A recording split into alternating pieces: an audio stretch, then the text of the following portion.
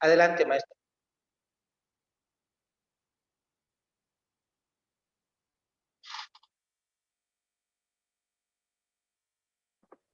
Adelante, maestro Oscar, ¿algo que quiera aportar? Maestro Jaime, le cedemos los espacios. ¿Listo? ¿Ya se escucha? Sí, maestro, lo escuchamos. ¿Se ve la presentación generalidades de terapia? Es correcto. Ok, vale.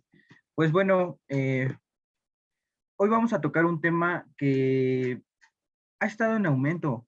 Mm, Vamos a ir viendo un poco sobre este tema de generalidades de la terapia de reemplazo renal continuo. Antes quiero mencionarles que es un tema muy, muy, muy extenso que en 2 horas pues realmente no se va a alcanzar a obtener toda la información debido a que es realmente debería de ser un curso como un mínimo de 8 horas y práctica también, pero ahorita pues vamos a ver un poquito sobre generalidades, una rebanada del pastel para que aprendan y aquellos conocedores ya de la terapia pues alimenten ese saber, ¿vale? Entonces, iniciamos un poquito sobre lo que ya les dijeron, nada más para corregir, los cursos de B. Brown y de Baxter, esos los he recibido. Yo no he participado para cursos de B. Brown y de Baxter. Esas fueron las capacitaciones que he recibido y es ahí donde he ido aprendiendo a manejar diferentes máquinas como PrismaFlex o como Diapax RRD. Pues actualmente cuento con el diplomado donde logré obtener terapias de reemplazo renal continua en 3 modalidades: terapia de reemplazo renal continua, intercambio plasmático terapéutico y soporte hepático con recirculación de albúmina, ¿vale? Pues ya como les comentaron, trabajo en el Hospital General, en la unidad de hemodiálisis, en el turno vespertino y en la empresa Cien Salud, donde proporcionamos justamente estas terapias, así como lo pueden ver en la foto. Bueno, pues quiero empezar explicándoles qué es, de dónde surgen las terapias de reemplazo renal continuo. En 1977, Peter Kramer cambió la hemodiálisis intermitente. La hemodiálisis intermitente es donde se le brinda al paciente enfermo renal crónico cada tercer día un mínimo de 3 horas, donde él va intermitentemente a un tratamiento para que se bajen esos niveles de azuados y de toxinas que en estos pacientes, pues ellos tienen que asistir cada tercer día debido a que tienen algo que se llama rebote. Les voy a dar un ejemplo muy sencillo para que se entienda y empiecen a ver la diferencia de una terapia y de otra terapia. La hemodiálisis intermitente: llega el paciente con una urea de 150. Entonces, está en una máquina conectado 3 horas, donde nosotros lo principal que queremos hacer es hacer la reducción, o mejor conocido como la depuración, al igual que el aclaramiento. El paciente llega con una urea de 150 y se va con una urea de 50. Entonces, ahí nosotros evaluamos el porcentaje que estamos haciendo de reducción o de depuración, que los objetivos en hemodiálisis es el 70%. Pero, ¿qué pasa?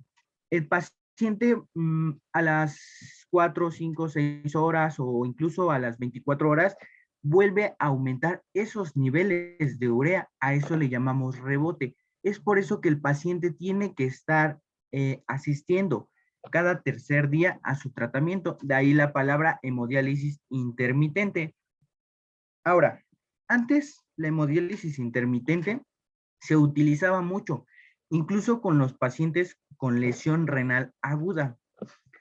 En 1977, ¿qué es lo que hizo Peter Kramer?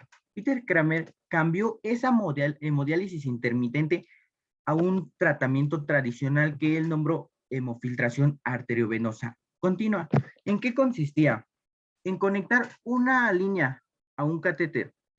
En este caso se le nombraba línea arterial, y a una línea venosa, en este caso línea venosa. Una extraía sangre, la pasaba por un hemofiltro, se limpiaba o se purificaba y regresaba al paciente. Esto lo hizo lentamente y se dio cuenta de algo en ese momento, que ese nivel de depuración o de reducción lo estaba haciendo de una manera lenta y continua. Y entonces ahí fue donde se empezó a generar ese experimento. Pero, ¿hasta qué año ya surgió bien la terapia de reemplazo renal continua? Fue hasta 1980. ¿Por qué? Por la necesidad de corregir el daño y aumento en ese entonces de la insuficiencia renal aguda, lo que hoy conocemos como lesión renal aguda. ¿Qué pasaba? Se daban cuenta que el desarrollo y la progresión de esta enfermedad no tenía un control, no la diagnosticaban a tiempo y no la clasificaban. Entonces, cuando ellos querían someter a un paciente con hemodiálisis intermitente, se daban cuenta que ya no lo alcanzaban y entonces el paciente progresaba a enfermedad renal crónica. ¿Qué más? Los gastos hospitalarios aumentaban. Entonces, se empiezan a dar cuenta que puede surgir otra terapia, a lo que le llaman terapia de reemplazo renal continua.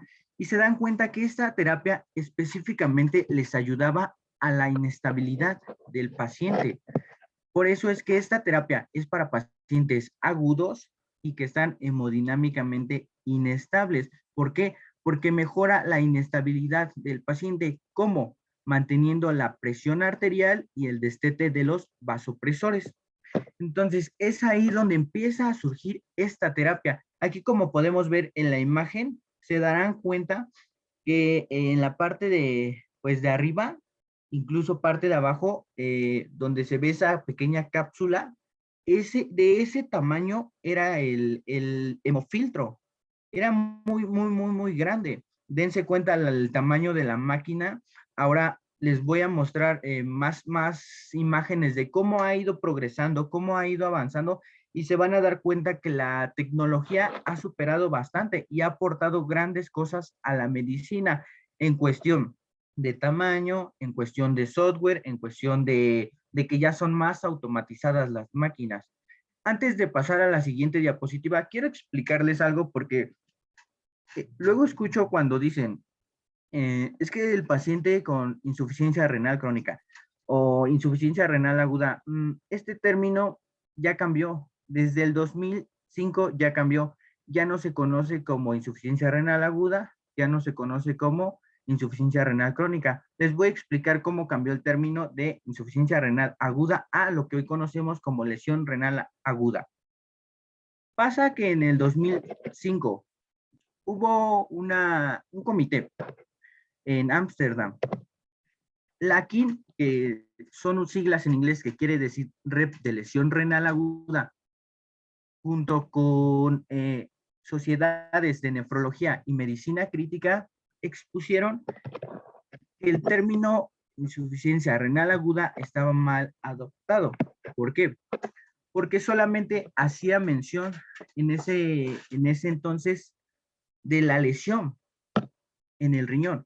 Pero ellos dijeron, es que no solamente es la lesión, porque si nos damos cuenta, la lesión renal aguda se divide en 3 fases. Si es de tipo prerrenal, que ocupa el 70%, si es de tipo renal, que ocupa el 20%, o si es de tipo posrenal, que ocupa el 10%. Entonces se dieron cuenta que estaba mal adaptado ese término.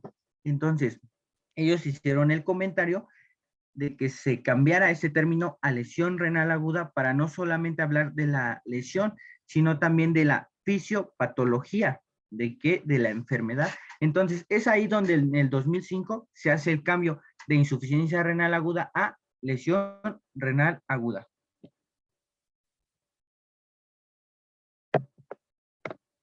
Ahora, vamos a entrar ahora sí a conocer qué es la terapia de reemplazo renal continua. Primero, para que lo entiendan. En términos generales, se refiere a cualquier terapia extracorpórea de purificación sanguínea que intenta sustituir la función renal dañada durante un periodo prolongado destinado a ser aplicable durante 24 horas al día. Y les voy a decir cuál es una de las terapias continuas y a lo mejor muchos no saben. Veámoslo. Las terapias continuas que son mayor o igual a 24 horas, que en este caso sería terapia de reemplazo renal continua y diálisis peritoneal. Ustedes sabían que la diálisis peritoneal también es un tipo de terapia continua, pero solamente en 2 modalidades, porque si bien sabemos, la diálisis peritoneal tiene 3 modalidades, pero solamente 2 de esas modalidades entran en continua. Primero vamos a ver las terapias de reemplazo renal continua en sus modalidades como SCUP, que quiere decir ultrafiltración lenta prolongada. En CBB-HD, hemodiálisis venovenosa continua, CBB-HF, hemofiltración venovenosa continua y CBB-HDF, hemodiafiltración venovenosa continua. Esto ya se los explicaré un poquito más adelante para que lo entiendan aquellos que apenas están conociendo esta terapia. ¿Y qué otro tipo de terapia? Diálisis peritoneal en sus modalidades como diálisis peritoneal continua ambulatoria y diálisis peritoneal automatizada, que son terapias continuas que te van a dar un tratamiento igual o mayor a 24 horas. La única que no entraría aquí es la diálisis peritoneal intermitente, porque como ustedes saben por su nombre, es intermitente porque en cierto lapso de tiempo se deja la cavidad seca. Entonces, eso ya nos está indicando que es algo continuo. Vamos a ver cómo han sido los avances de la tecnología. Como les explicaba, en 1980 fue cuando surgió este tratamiento. Vean cómo fue todo experimental, cómo eran las máquinas, cómo eran los dializadores, cómo necesitaban 2 líneas forzosamente. ¿Qué quiere decir? Que ocupaban 2 accesos vasculares para poder brindar este tratamiento. Hoy en día nada más necesitamos de un acceso vascular, ¿vale? Que sea bilumen. Después fue avanzando en 1990, de igual manera, se continuó con los mismos tratamientos. La evolución siguió avanzando y quiero detenerme un poquito aquí en la máquina Prismaflex en el 2000. Esa máquina Prismaflex salió al mercado en el 2000, ¿vale? Esa máquina, la mayoría de hospitales, incluso privados, cuentan con esta máquina o la Diapac CRRT. Son unas máquinas muy buenas de manejar, ¿vale? Ya hay diferentes software en 8.0, 8.1 y el actual que es 8.2, ¿vale? Estas máquinas te ofrecen tratamientos como terapia de reemplazo renal continua, intercambios plasmáticos terapéuticos y como lo vemos aquí arriba, de igual manera, soportes hepáticos. Aparte, también te permiten dar hemoperfusión y hemopurificación, pero la hemoperfusión y la hemopurificación en estas máquinas aquí en México está desactivada. ¿Por qué? Porque no se cuenta con los insumos necesarios, no se tienen los correctos SEP ni los dializadores, ¿vale? Es por eso que la hemoperfusión y la hemopurificación no la podemos implementar aquí en México, ¿vale? Ahora, vea, detengámonos un poquito en esta parte de 2010, la hemoperfusión. Uno de los países que tiene grandes avances en cuestión de la hemoperfusión es Colombia. Colombia utiliza mucho las máquinas intermitentes. ¿Qué es lo que hace? Utiliza las mismas líneas, lo único que le cambia es el dializador. Muchos van a conocer, muchos van a saber que se le nombra filtro o riñón artificial. El nombre correcto es dializador. Aquí podemos ver el dializador. Entonces, ¿qué es lo que hace? Les voy a practicar qué es lo que hace Colombia. Colombia utiliza la máquina intermitente de hemodiálisis. Utiliza las mismas líneas, pero en la hora de ensamblar el dializador, coloca un dializador que tiene una función absorbente. Y entonces, de pasar a una hemodiálisis intermitente, progresan a una hemoperfusión y lo utilizan mucho para eliminación de CO2, de intoxicaciones, lo utilizan mucho ahí en Colombia.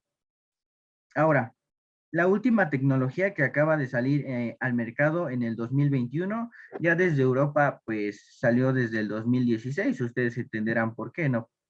Entonces, en el 2021 sale la última tecnología y es Prismac. Esta máquina, una de las diferencias de Prismaflex, pues simplemente es el software, ¿vale? Y es aún más automatizada la máquina. Incluso desde las básculas del pesaje, desde ese momento te garantiza mejor estabilidad porque la máquina Prismaflex se mueve y entonces se desequilibra un poco y entonces empieza a marcar una alerta. Esta máquina pues te maneja esa ventaja de que tiene mayor estabilidad. Entonces es ahí un poco sobre la evolución de las terapias continuas y las máquinas. Ahora, vamos a ver cuáles son los objetivos en estas terapias. Los objetivos van a depender mucho del tipo de paciente al que ustedes quieran eh, iniciar una terapia. ¿Cómo? Al compensar la pérdida abrupta de la función renal, como por ejemplo sobrecarga hídrica, síndrome urémico, hipercalemia, acidosis metabólica, en ese momento se va a cumplir con ese objetivo. Les voy a poner un ejemplo. Si ustedes meten a un paciente con lesión renal aguda que está en una clasificación aquí, 3, aquí para explicarles un poco. Las clasificaciones de la lesión renal aguda, anteriormente se manejaba lo que se conoce como rifle. Esa clasificación surge en 1997. Después, en el 2000, sale aquí, que es la red de lesión renal aguda, pero la clasificación nada más es de aquí.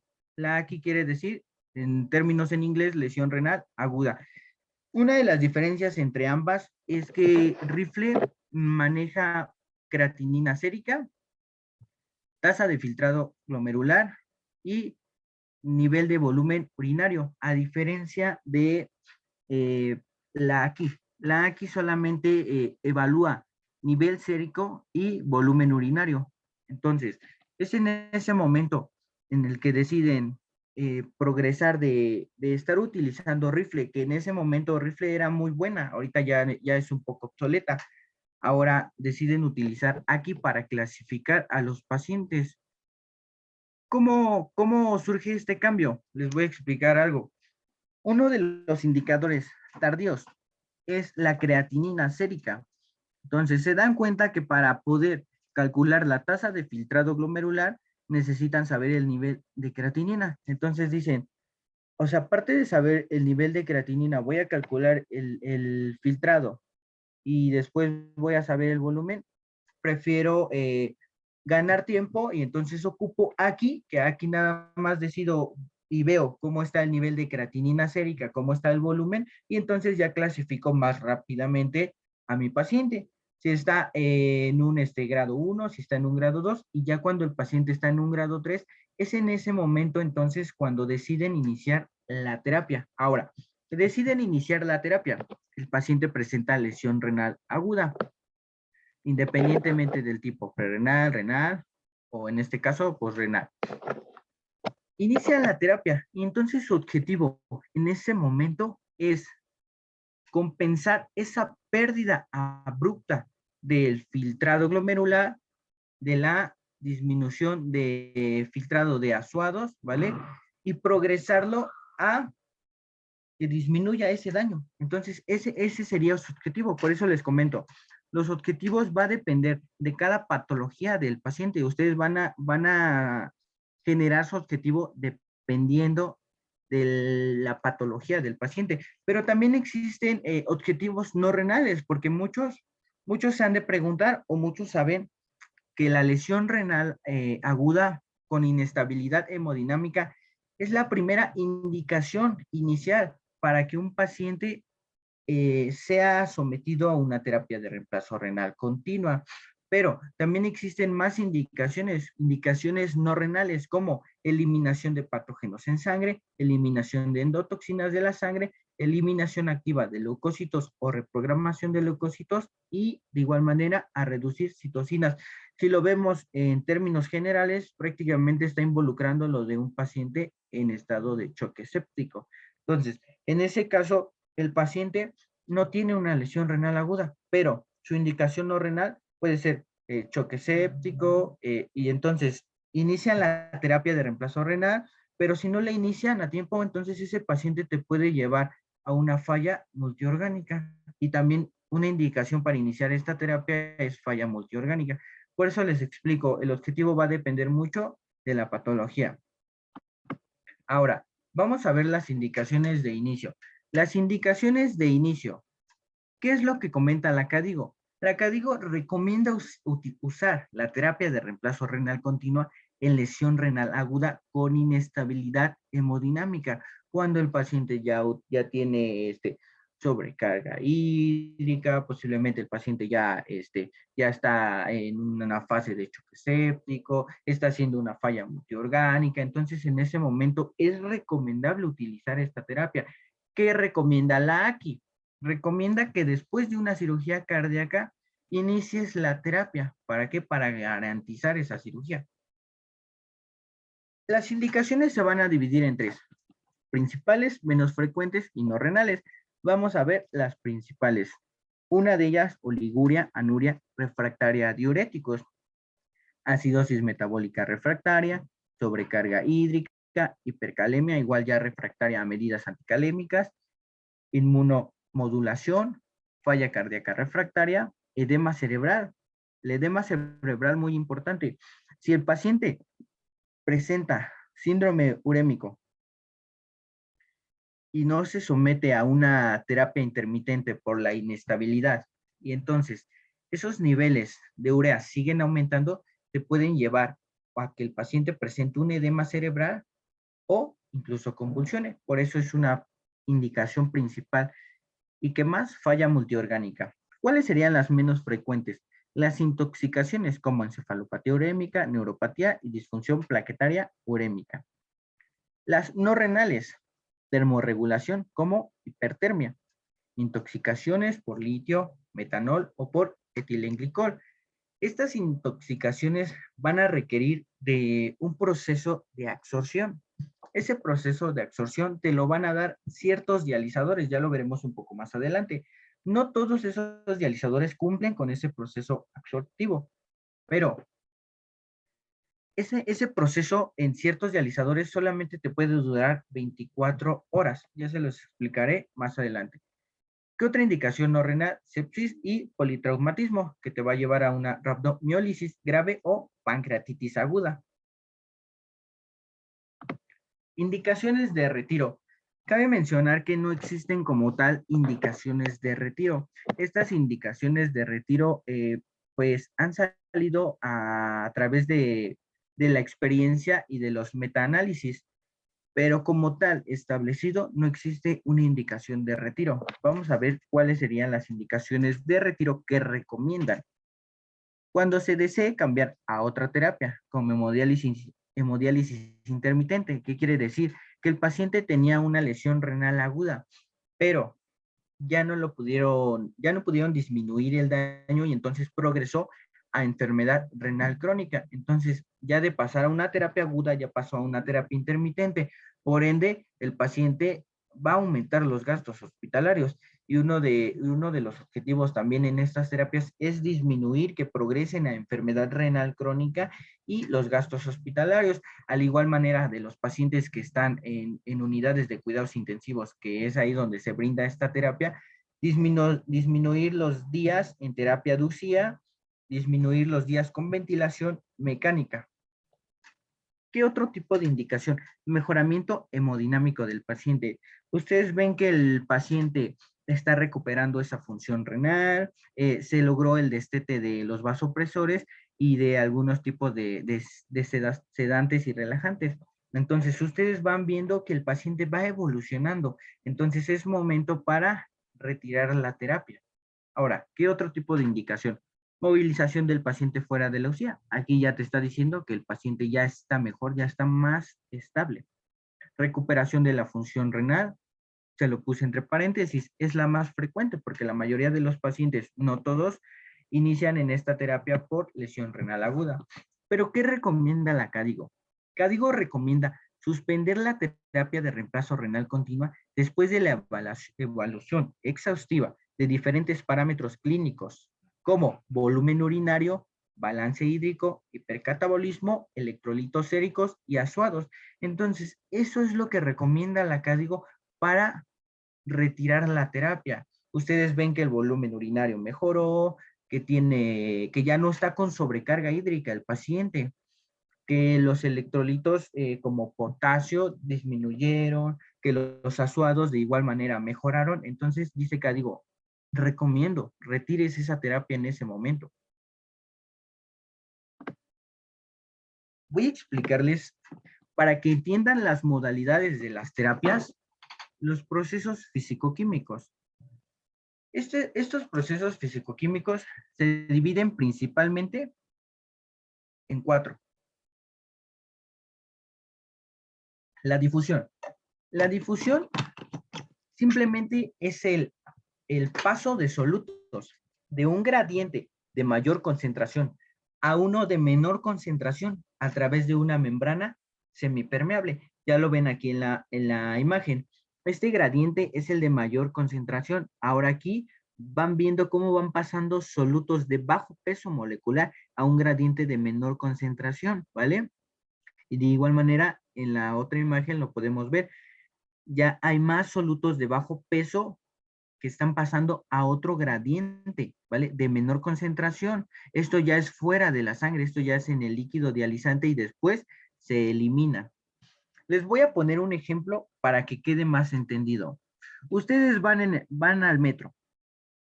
Están dentro del metro y las puertas son las membranas semipermeables. Ustedes van a lo mejor, en una estación donde hay muchos usuarios, pero dentro del metro. Y ustedes deciden bajarse en una estación, no sé, Bellas Artes. Y dicen, pues mi objetivo es bajarme aquí, pero se dan cuenta que ahí no hay casi usuarios, que a lo mejor hay 2, 3 usuarios. Entonces, ustedes pasan de un gradiente de mayor concentración a uno de menor concentración a través de membranas semipermeables, que son las puertas del metro, ¿vale? ¿Y qué terapias involucran este tipo de proceso? Lo que conocemos como CBB-HD, que quiere decir hemodiálisis venovenosa continua, y CBB-HDF, hemodiafiltración venovenosa continua. Quiero hacer un paréntesis en esta terapia porque esta terapia, aparte de involucrar difusión, involucra otro proceso físico-químico que se conoce como convección, pero aquí se las puse porque también entra dentro de la difusión. Vamos a verlo más adelante. La convección. Primero les voy a explicar la convección. La convección, como les dije, que involucra el tratamiento de hemodiafiltración venovenosa continua, que va a ser el paso de solutos de mayor concentración a menor concentración a través de membrana semipermeable, pero en este caso ocupa una fuerza hidrostática. Esa fuerza hidrostática, si lo vemos en la máquina, es una bomba. Esa bomba está generando cierta presión que te va a permitir empujar a esos solutos de mediano peso molecular. Un ejemplo sencillo y les va a causar, yo creo, un poco de risa, pero está padre. Vamos a verlo. Imagínense que yo estoy en el metro. Yo soy de una complexura más o menos delgada, ¿no?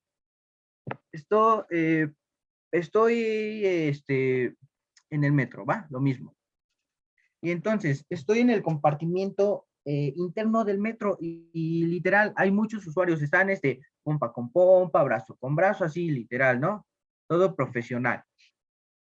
Y entonces, las puertas del metro, que son las membranas semipermeables que se abren y se cierran, de repente se para en una estación y los usuarios de afuera quieren entrar, pero también los de adentro quieren salir. Entonces, en ese momento, llega una persona así como de una complexura mayor y quiere salir y me empuja y me saca. Yo soy un soluto de mediano peso y entonces me empuja y me saca fuera del metro, ¿vale? ¿Y qué es lo que pasa aquí? Yo ya no puedo volver a subir. ¿Por qué? Por la multitud, por la aglomeración de la gente. Entonces, el ejemplo sencillo es ese. Pasé de un compartimiento de mayor concentración a uno de menor concentración a través de las membranas semipermeables, pero ocupó una fuerza hidrostática. Esa fuerza hidrostática fue la persona que me empujó hacia afuera, o sea, que me sacó por presión. Eso es lo que involucra la convección, ese paso de solutos de mayor a menor a través de una fuerza hidrostática y una membrana semipermeable. Y aquí en este proceso de convección se involucran dos terapias: hemofiltración venovenosa continua y hemodiafiltración venovenosa continua. Estas dos terapias involucran ese proceso convectivo, como se los explicaba en la anterior diapositiva. Hemodiafiltración venovenosa continua también involucra difusión y convección, a diferencia de la filtración venosa continua solamente involucra convección. Ahora, les voy a explicar la modalidad SCUF. La SCUF es ultrafiltración lenta continua. Esta ultrafiltración lenta continua simplemente va a ser la eliminación de agua de una forma lenta y continua. Y este proceso físico-químico se le conoce como ultrafiltración. Es el más sencillo porque solamente involucra eliminación, pero ¿de qué? De agua, más no de solutos. La absorción. La absorción simplemente quiere decir la adherencia molecular en la cara interna de la membrana. Como aquí pueden ver este compartimiento de la sangre, esta parte de aquí es la membrana, y entonces en este momento se empiezan a adherir pequeñas moléculas, ¿vale? Se empiezan a adherir y a esto se conoce como absorción.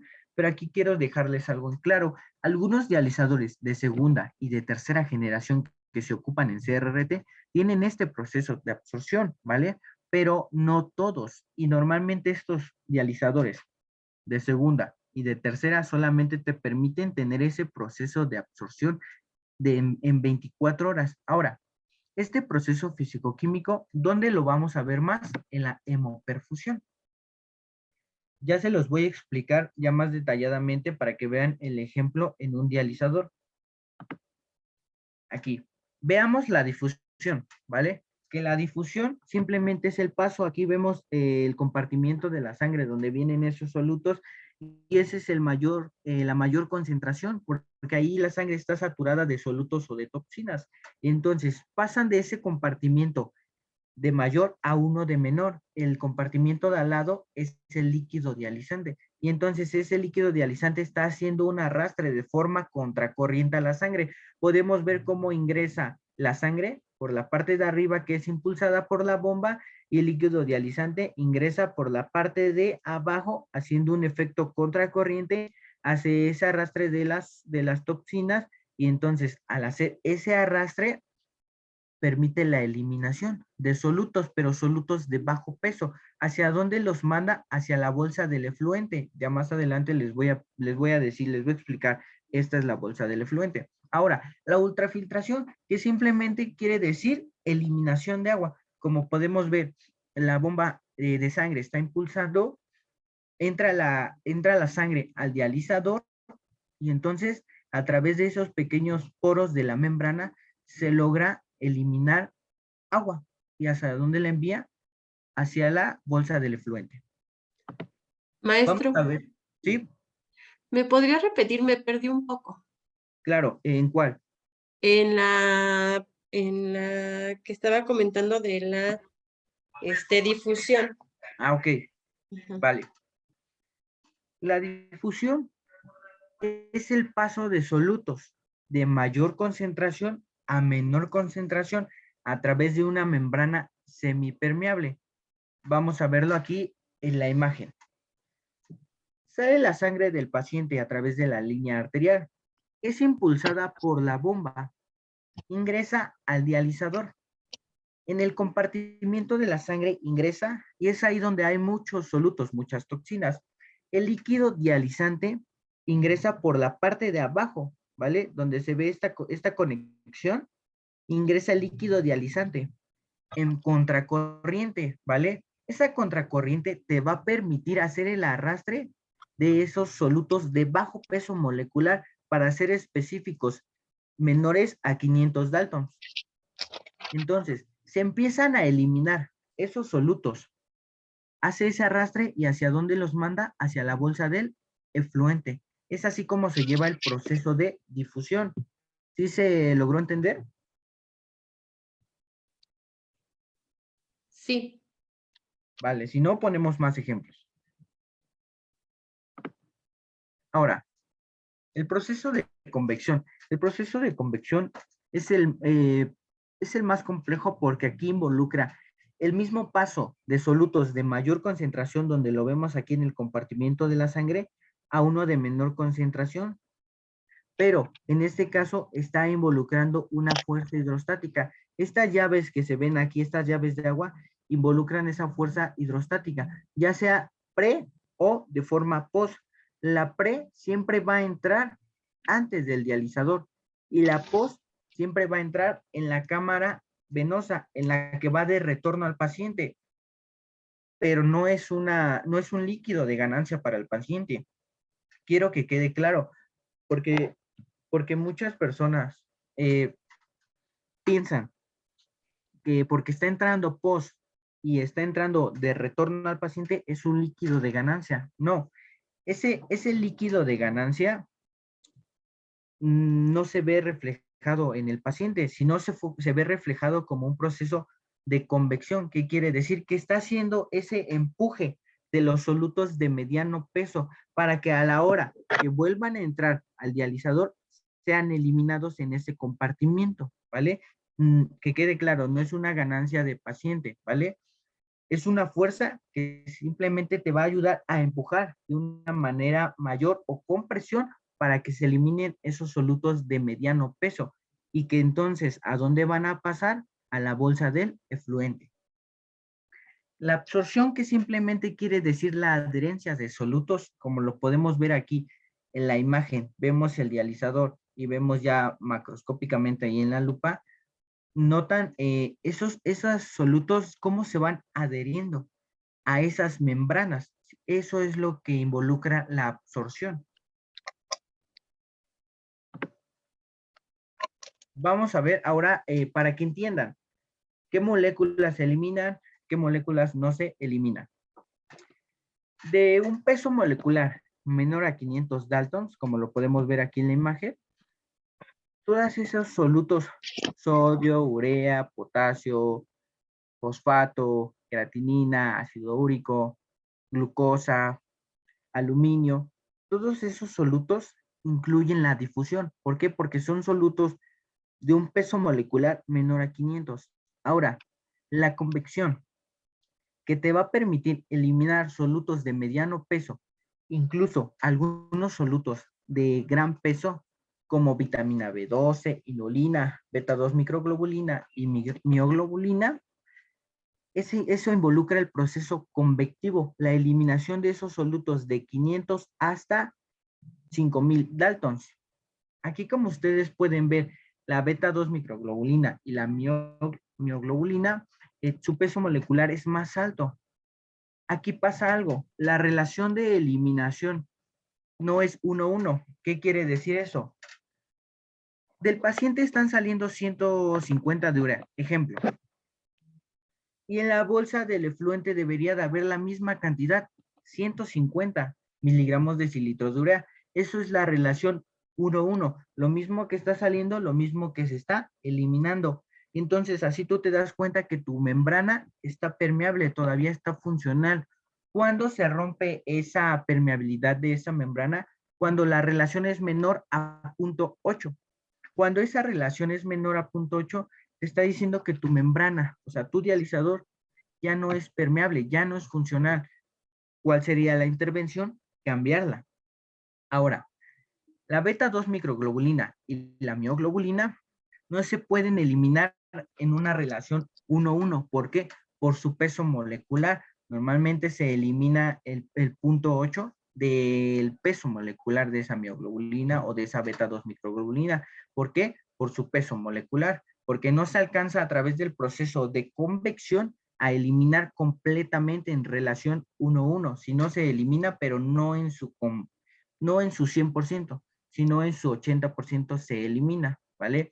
Cuando se quieren eliminar pesos moleculares ya más arriba, como lo podemos ver, como albúmina o como algunos anticuerpos, entonces ahí ya no entra la terapia de reemplazo renal continuo, ahí ya entra lo que se conoce como intercambio plasmático terapéutico, porque ahí se puede eliminar desde 15,000 Daltons hasta 3 millones de Daltons, ¿vale? Las membranas. Las membranas se dividen en dos, simétricas y asimétricas. Las simétricas son de un espesor homogéneo, con densidad y tamaño de poro uniforme. La permeabilidad es inversamente proporcional al espesor de la membrana. Un ejemplo de ellas es la AN69. Se los voy a explicar más abajo para que entiendan qué es lo que contiene la AN69. Las asimétricas presentan diferentes distribuciones de densidad y tamaño de poro. Ejemplo, membrana sintética, de poliamida, polisulfona, poliéster sulfona y policarbonato. Los dializadores se van a dividir en dos, de segunda y de tercera generación. Pero aquí algo importante, ¿dónde quedaron los de primera generación? ¿Por qué nada más está esta clasificación segunda y tercera? Les voy a platicar. La primera generación eran un grupo de dializadores donde no tenían ciertos químicos y al contacto con la sangre, esa membrana generaba una alergia al paciente, ¿vale? Generaba, entonces, esa alergia se veía como una respuesta inmunitaria, ¿vale? Que era un mecanismo de defensa de la sangre al tener contacto con esa membrana. Se dieron cuenta que cuando iniciaban la terapia y tenían esa reacción, preferían suspender la terapia. ¿Qué es lo que pasa ahora? Las membranas de segunda y de tercera generación te permiten, por ciertos químicos que se le agregan a esas membranas, evitar esas reacciones por contacto. Otra reacción por contacto que incluía a los de primera generación era de que si tú querías, si el paciente había tomado ciertos medicamentos como yecas, debería de haberlos tomado 72 horas antes. ¿Por qué? Porque el medicamento iba a generar un efecto del contacto con la sangre a la membrana y generar una reacción alérgica. Por eso es que los de primera generación se fueron modificando y ahora ya conocemos dializadores de segunda generación como el ST60, ST100 y ST150, que son dializadores de alto flujo. ¿Qué es lo que se le agregó? Un componente que se llama PEI, polietilenimina. ¿Cuánto? 10 miligramos metros cuadrados a las membranas. ¿Y qué te va a permitir hacer este componente? Absorber endotoxinas. Y al absorber endotoxinas, entonces te va a permitir tener un proceso físico-químico de absorción, o sea, adherencia de ciertos solutos o toxinas. Los de tercera generación, un ejemplo, el Opsiris. El Opsiris es un dializador que ya está en el mercado y es el más complejo de todos los dializadores. ¿Por qué? Porque tiene 3 capas. Esa primera capa, AN69, que ya es una membrana ya con un componente de acrilonitrilo más metanil sulfonato de sodio, te va a permitir tener una electronegatividad. Esa electronegatividad va a evitar una reacción por contacto, pero al igual te va a permitir absorber citocinas como ¿cuáles? Como interleucina 1, 6 y 10, que se ven más en un paciente con choque séptico, se ven más la elevación de estas citocinas. Ahora, la segunda capa que contiene el PEI, que es la misma que yo ya les explicaba en los ST, esa agente PEI, que es polietilemina, te va a permitir absorber endotoxinas. Y en la tercera capa, estos dializadores, tercera capa está preparinizada. Entonces, este dializador es el mejor que puede haber en el mercado, pero por todo lo que contiene en sus membranas es de mayor costo. Si lo diferenciamos entre el ST 100, 150, que involucra un costo de 5,000 a 6,000 pesos, el Opsiris, cada dializador te vale 10,000 pesos, todo el set con el dializador, ¿vale? Y es que aquí el costo, pues ustedes entenderán por qué, ¿no? Por todos los agentes que le agregan y por ese beneficio que te está dando con el paciente. Pero pues, todos los dializadores los vas a poder llevar a 74 horas. Una desventaja de los ST, que por ST quiere decir sistema tratado. ¿Cuál es el sistema tratado? Pues el agente que le agregaron, el PEI. Esos dializadores, ustedes se van a dar cuenta que después de 48 horas, cuando toman indicadores de calidad para ver cómo está esa membrana, se van a dar cuenta que después de 48 horas, esa membrana ya perdió esa funcionalidad. ¿Y qué intervención tendrían que hacer ahí? Cambiarla. Ahora, el Opsiris normalmente lo recomiendan los artículos que han salido como del doctor Ronco, recomiendan que el Oxiris lo estés cambiando cada 24 horas. ¿Por qué? Por su efecto de absorción. Pero tú dices, imagínate si lo cambio cada 24 horas, o sea, ya de jalón son 30,000 pesos, más lo que involucran los costos de las bolsas, más lo que involucra el gasto del personal operativo, o sea, la terapia se vuelve más cara.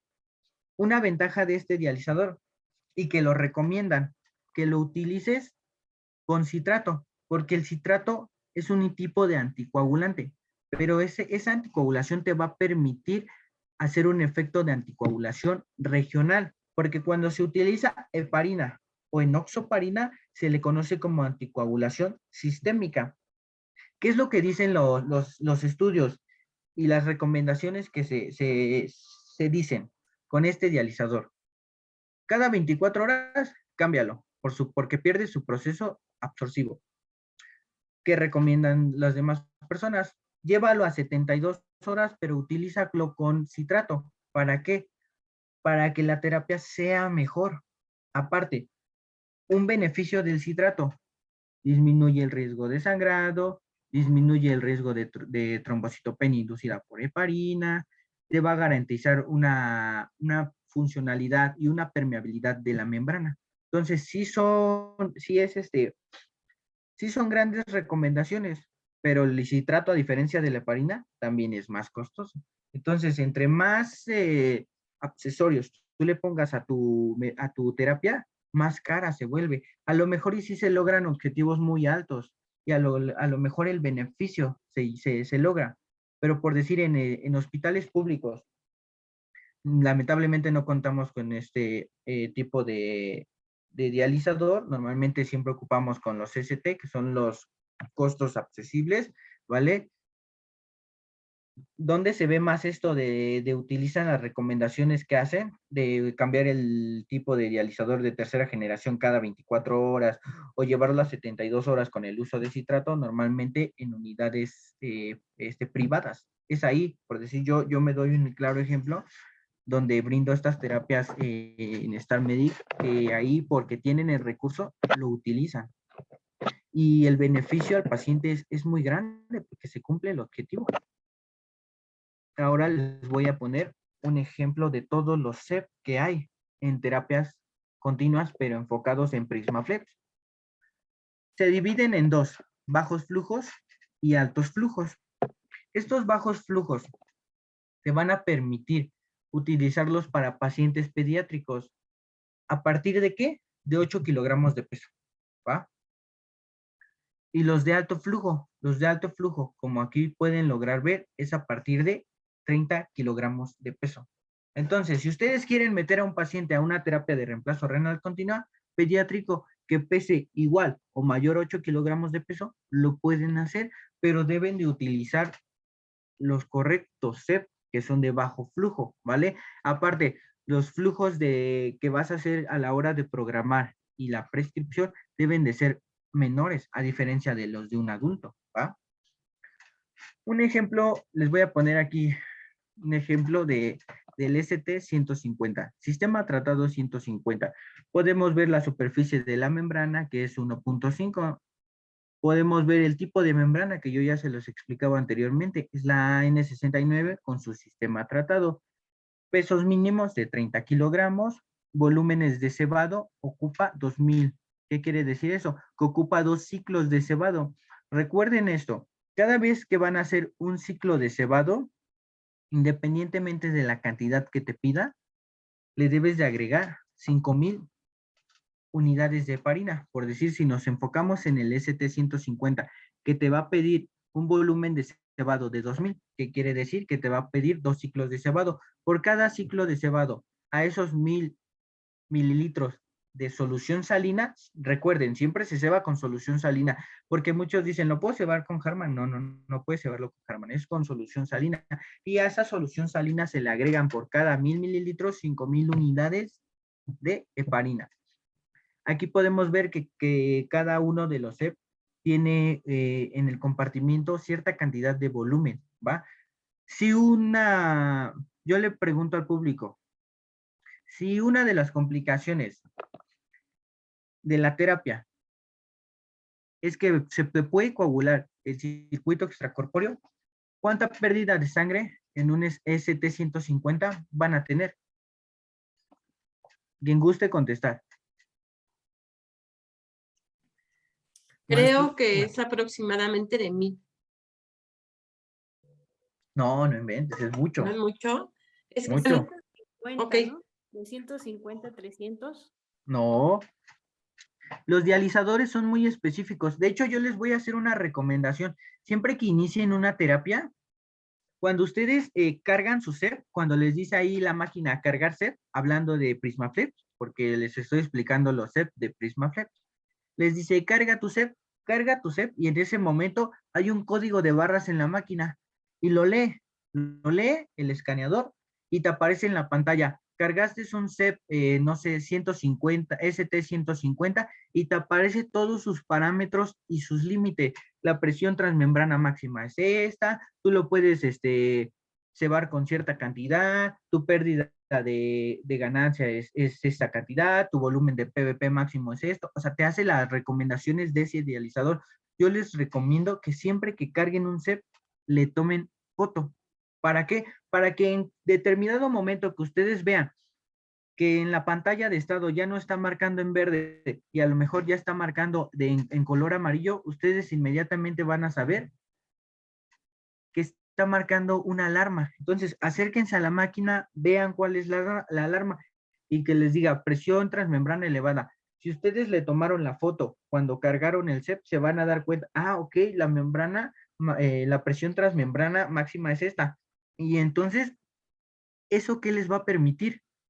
Hacer una intervención para corregir esa presión transmembrana, ¿vale? Porque primero empieza la transmembrana, luego la presión de caída, la presión venosa, y cuando se dieron cuenta, ya se les coaguló el circuito extracorpóreo. Y entonces se les coagula y entonces inestabilizan más al paciente, tienen una pérdida hemática, y para hacer la reposición, ustedes deben de saber cuánta cantidad. Aquí les dice específicamente, en esta imagen que les puse, CEPS, y dice volumen de sangre en el set mililitros, y si lo vemos aquí en el ST 150, ¿cuánto nos dice? 189. ¿Qué quiere decir? Que si ese circuito extracorpóreo se te coaguló, tu pérdida hemática va a ser de 189. Si quieren le pueden tomar una foto o capturar para que ustedes sepan, aquellos que se involucran con estas terapias, aquellos que inician estas terapias, sepan con esta actitud. Y cuando el médico llegue y les pregunte cuánta pérdida de sangre tuvimos, no, pues fue todo el circuito extracorpóreo, 189, ¿no? Hablando de un ST-150. No, pues si fue de un Oxiris, de igual manera, 189, ¿va? Incluso cuando ustedes pueden retornar cierta cantidad de sangre, la máquina se los va a permitir, ¿va? Y en la máquina, en la pantalla, ustedes van a poder observar que les dice, solamente se logró retornar cierta cantidad de sangre. Y ustedes dicen, ok, y su capacidad de este dializador era de 189 y solo me logró retornar 150, entonces la pérdida hemática ya fue menor, fue de 39. Pero, ¿cómo van a saber esto? Conociendo la cantidad de volumen de cada set.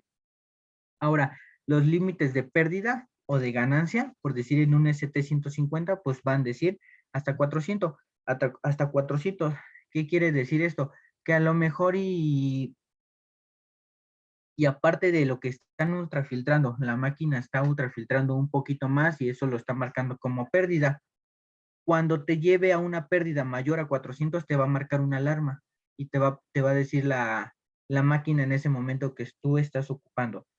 Pérdida alcanzada, límite de pérdida alcanzada, y ya no te va a permitir continuar el tratamiento, ¿vale? Y esta pérdida se ve reflejada en mínima cantidad en cada uno, pero sí hay un límite, porque así como en el último software que salió en 8.2 de PrismaFlex, ya se caracteriza porque en la parte de abajo tiene como una bandeja. Esa bandeja te va a permitir, como tiene ahí un sensor, que cuando detecte 600 mililitros de agua, te va a alarmar y te va a empezar a marcar como si hiciera un límite de pérdida. Va a empezar a detectar que hay una pérdida. ¿Cómo lo vas a corregir en ese momento? Verifica si tus bolsas de abajo no están rotas o están mal colocadas en el lugar lock. Limpias tu bandeja y entonces te va a permitir continuar tu tratamiento. Las velocidades de flujo de las bombas de sangre, porque muchos confunden el hecho de que yo he escuchado mucho que le dicen, es que está conectado a hemodiálisis. No, una cosa es una terapia de reemplazo renal continua y otra cosa es una hemodiálisis intermitente, que la modalidad de esa terapia continua se llame hemodiálisis venovenosa continua, no quiere decir que esté conectado a una hemodiálisis intermitente, porque yo he escuchado mucho, no, es que le están dando su tratamiento de hemodiálisis, no, y hay que corregir en ese punto. No, una cosa es un paciente agudo, una cosa es un paciente crónico. Y como podemos ver, los flujos que te permiten tener cada tipo de set, pues son muy variantes. Normalmente en los de alto flujos van de 100 hasta 450, pero en los que son de bajo flujo, te pueden empezar a manejar flujos desde 20, como lo podemos ver aquí, hasta 180. Ahora, las velocidades de la PVP, que las velocidades de la PVP, que por sus siglas en inglés quiere decir bomba previa sangre, va a ser un máximo de 4000. ¿Qué quiere decir eso? Ah, pues yo le quiero meter cierta cantidad de volumen a la PVP, a lo que está ingresando antes del dializador. ¿Cuál es ese límite? 4000 mililitros. Pero yo no he visto terapias que lleguen a eso. Yo he manejado 1200 ya como máximo en estas terapias. ¿De qué va a depender? De la prescripción de cada una de tus terapias. Ahora, ¿por qué no manejar mucho volumen como PVP? Porque esta bomba fue específicamente creada para el uso de citrato. No fue creada para el uso de alguna solución, sino para el uso de citrato. Pero no a todos los pacientes se manejan con citrato. Entonces, ¿qué deciden? Utilizar esa bomba de PVP como hemodilución. Colocan ahí una bolsa Prisma-C, Prisma-Co, la que ustedes quieran, y la colocan ahí en la PVP, y entonces, ¿cuál va a ser ese efecto?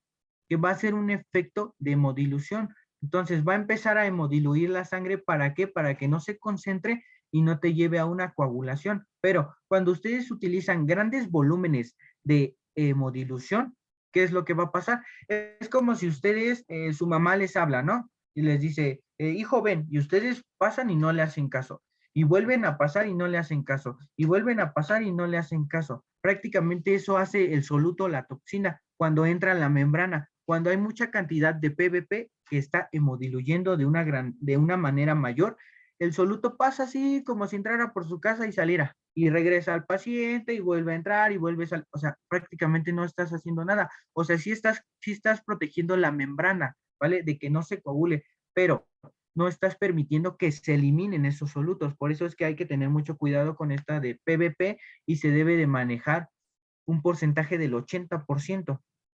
Ahora, el volumen de dializante, velocidad de flujo de dializante, lo podemos manejar hasta 8000 mililitros, pero estas son cantidades ya límites y mayores, porque realmente la función de ese líquido dializante simplemente es hacer el proceso de difusión. ¿Qué quiere decir eso? Eliminar los solutos de bajo peso molecular.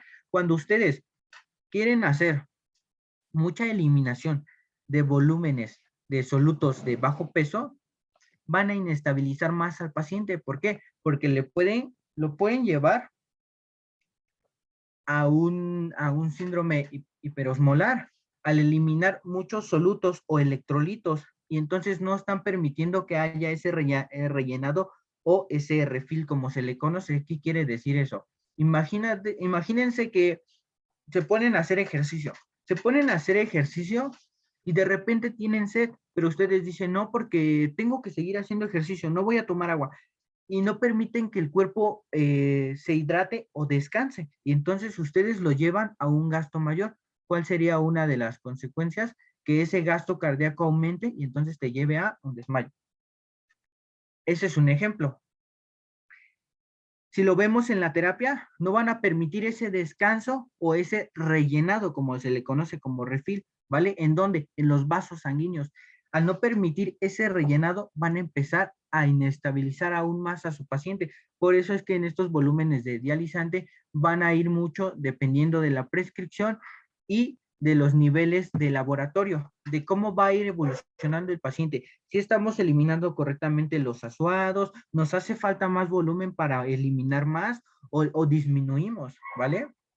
El volumen de flujo de sustitución que puede ser pre o que puede ser post, normalmente el pre o el post te va a permitir generar un proceso convectivo. Ese proceso convectivo, pues como ya se los explicaba, los va a permitir eliminar solutos de mediano peso molecular.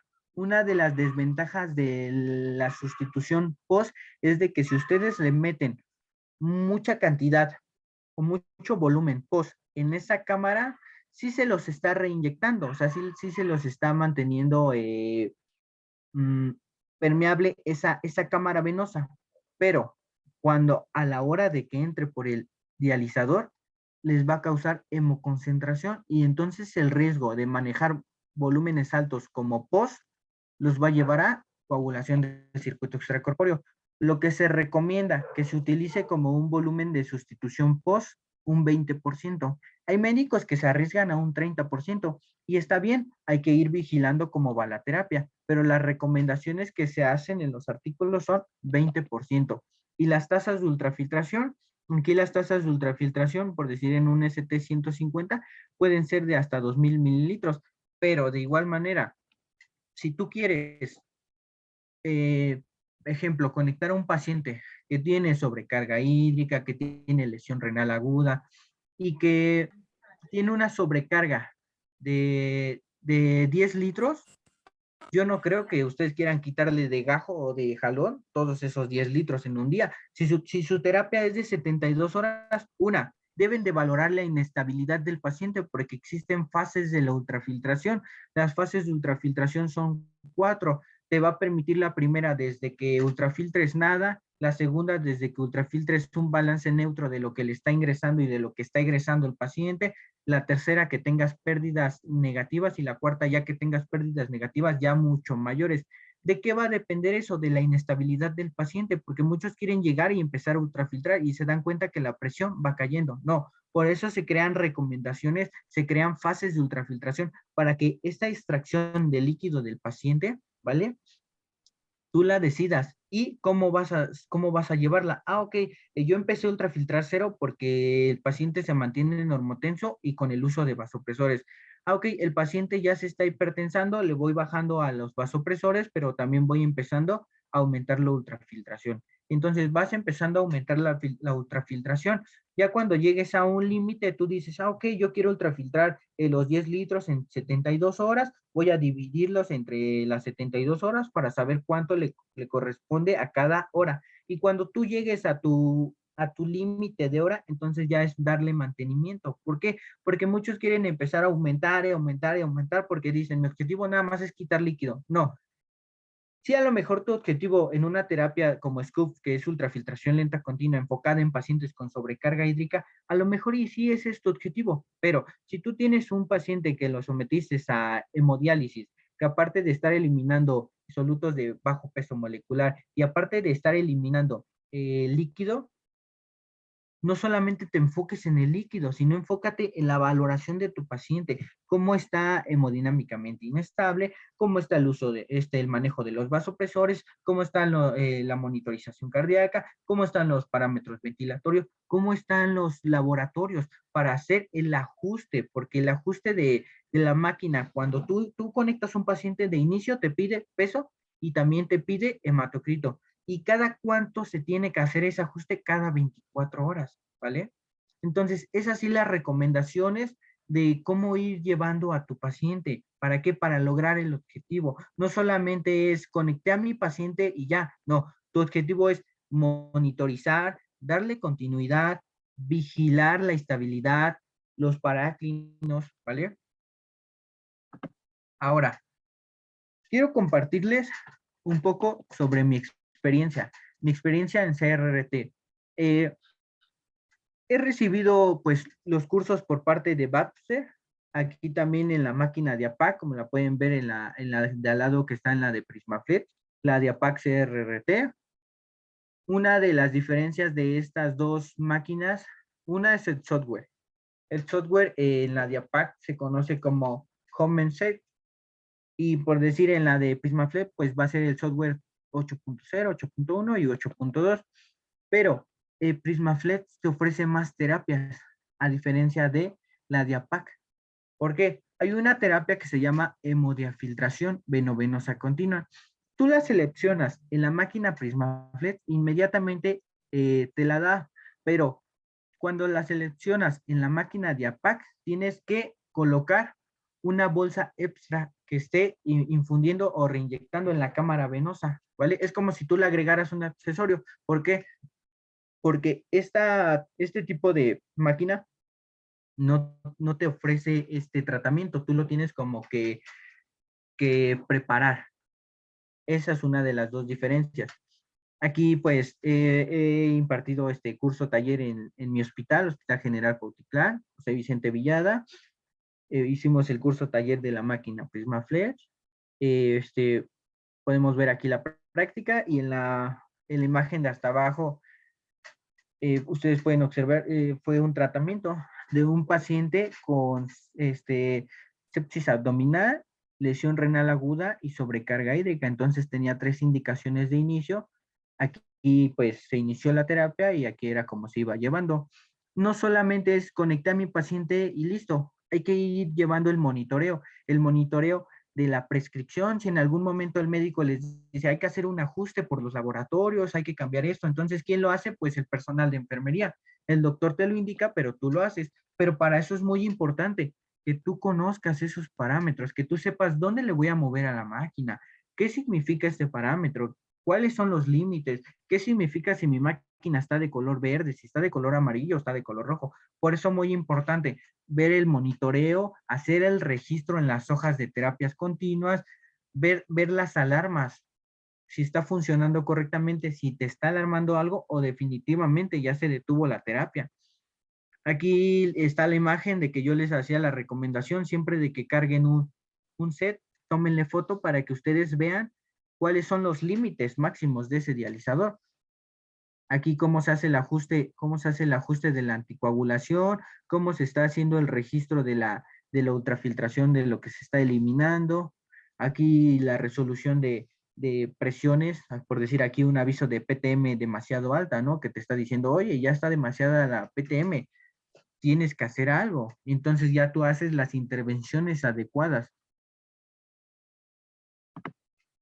Aquí, cómo se va llevando la terapia, cómo vas haciendo la monitorización de, pues, de esos trazos, cómo vas interpretando tú el monitoreo desde la frecuencia cardíaca, la saturación, la respiratoria, la presión, que va mucho de la mano con el uso de vasopresores, la temperatura, la presión PIA, cómo estás valorando neurológicamente a tu paciente, la sedación, la relajación, porque algunos monitores te ofrecen esa valoración que se le conoce como BIS. Ese BIS es un índice espectral que te va a decir, ok, tú te estás pasando con la sedación, ok, tú te hace falta aumentar la sedación. Entonces hay monitores que te ofrecen esa valoración. ¿Y eso en qué te va a ayudar? Porque pues yo he tenido el caso en el que hay pacientes que les colocan sedación y se mantienen un poco despiertos o tosen cuando los aspiran, ¿vale? Y empiezan a desacoplarse y empiezan a luchar con el venti, ¿no? Entonces, este parámetro es muy útil porque te permite valorar el RAS y es aquí donde tú vas haciendo el ajuste. Yo recuerdo que la ocasión que tuvimos el paciente de sepsis abdominal, lesión renal aguda y sobrecarga hídrica, lo aspiraban y cada rato tosía, y entonces empezaba a desacoplarse y luchaba con el venti. ¿Qué es lo que pasaba aquí? Que cada vez que el paciente tosía, colapsaba el absceso vascular, normalmente la línea de salida. Al colapsar, no te permitía que ese flujo de salida sea el correcto y cada rato te estaba alarmando la máquina y se detenía, te alarmaba y se detenía, se alarmaba y se detenía.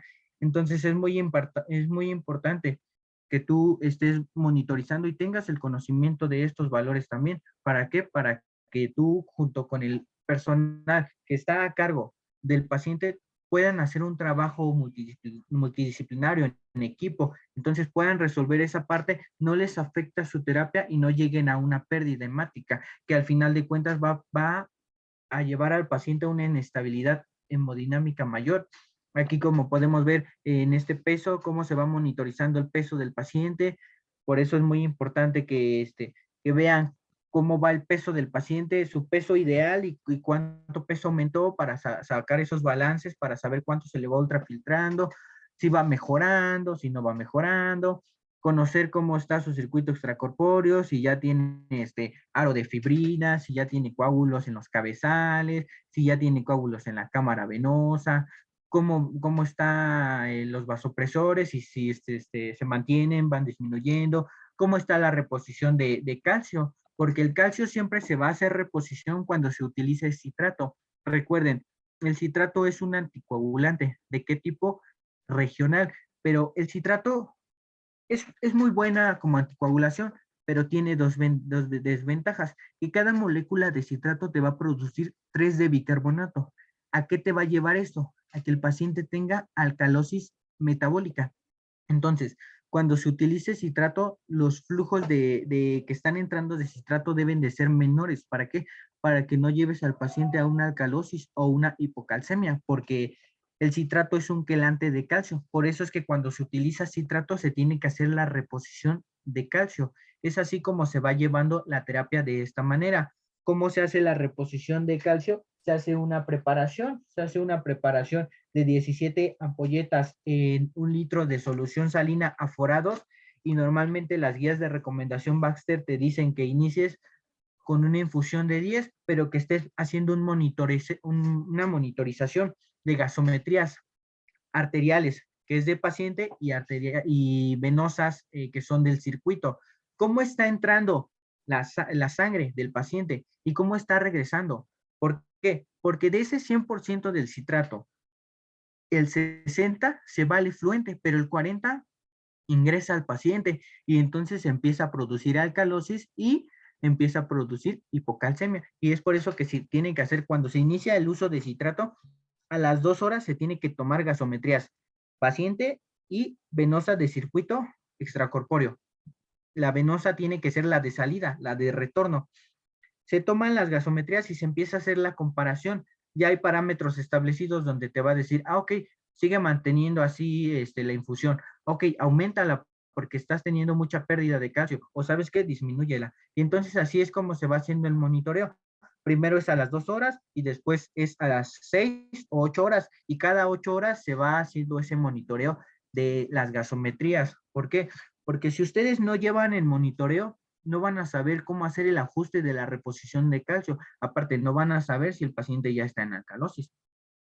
Aquí también la imagen de cómo, en qué modalidad está en el ventilador, cómo están los parámetros ventilatorios y cómo, o sea, aquí se tiene que hacer mucha observación porque es una relación en todo del paciente. Si ya le cambiaron la modalidad, si ya disminuyeron la FIO, la pila, el volumen corriente. Entonces, es ahí donde tú te vas dando cuenta si vas cumpliendo objetivos o no. Y entonces, antes de que se terminen esas 72 horas, hacer ajustes o intervenciones. ¿Para qué? Para lograr que tu paciente mejore la inestabilidad o mejore el daño patológico por el cual tú lo ingresaste a esa terapia.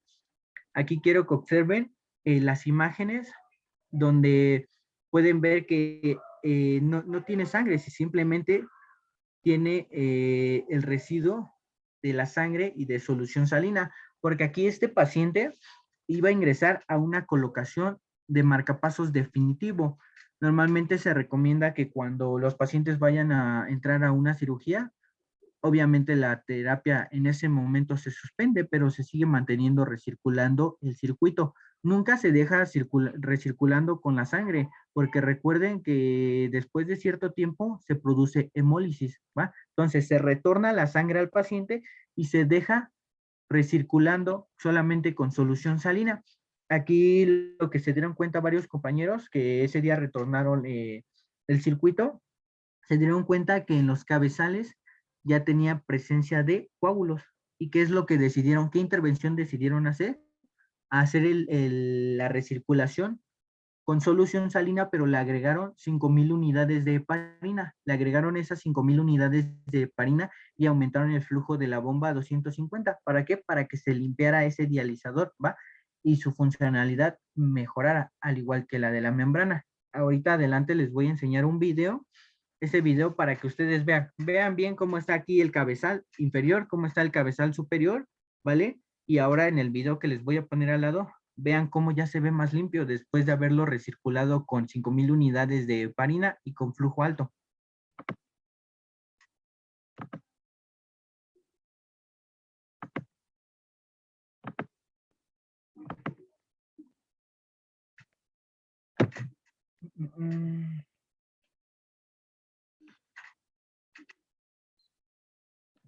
¿Preguntas hasta aquí?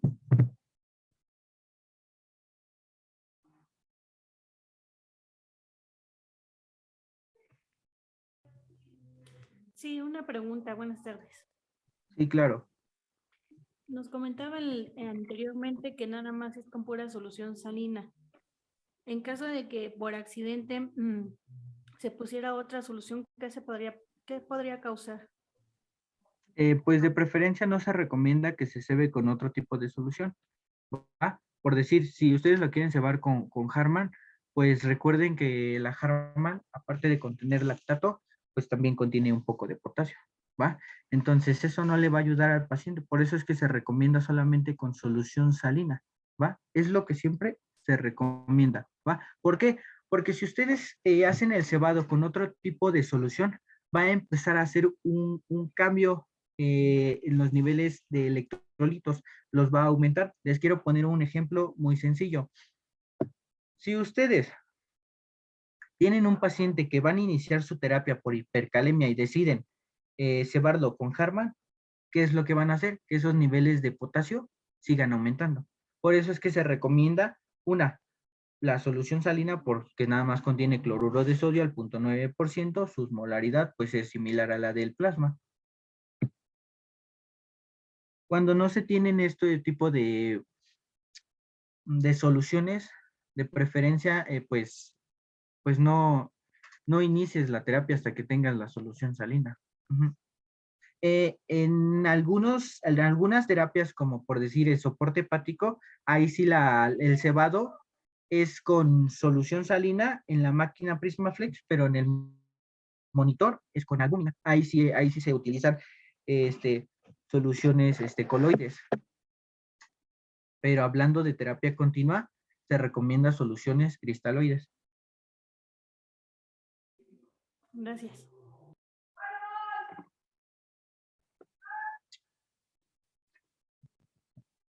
Permítanme, es que no me deja producir el video, pero si quieren pueden hacer preguntas y las vamos contestando.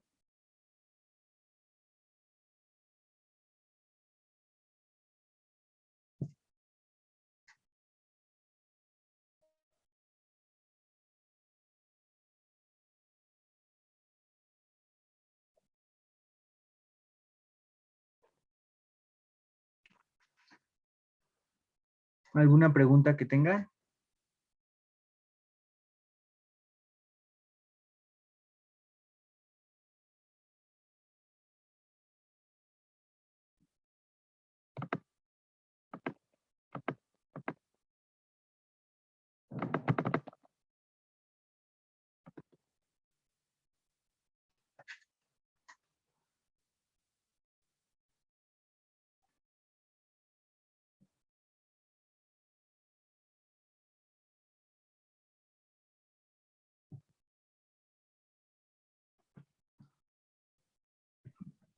Yo tengo otra duda, profesor. Sí, claro. Si en mi unidad no tengo solución salina, ¿qué otra solución se puede? Ya comenta que tampoco se puede con solución Harman. ¿Qué otra solución se puede? Aquí en el caso de que pues no tengas solución salina al 0.9%, pues puedes hacer una preparación. O sea, aquí es como cuando te piden, haz una preparación de una solución al 3%, ¿va? O otro tipo de preparación. Aquí si tú tienes, no sé, si tú tienes agua inyectable y también tienes cloruro de sodio, pues puedes hacer la preparación para alcanzar una solución al 0.9%. Aquí ya tendrías que hacer una preparación y tendrías que hacer un ajuste para poder hacer ese cebado. Pero sí ya vuelve más complicada la terapia. ¿Por qué? Porque primero tienes que hacer las conversiones, tienes que hacer la preparación para que te permita alcanzar esa concentración y entonces ahora sí hacer el cebado. Por eso la recomendación pues nada más es solución salina al 0.9%, que son cristaloides. Muchas gracias, profesor. Sí, de nada. Bueno, ¿Sí? bueno. ¿Sí? Oiga, en dado caso que, bueno, hay pacientes que tienen coagulopatías que no se puede usar heparina, ¿cómo se puede evitar que la niña se coagule?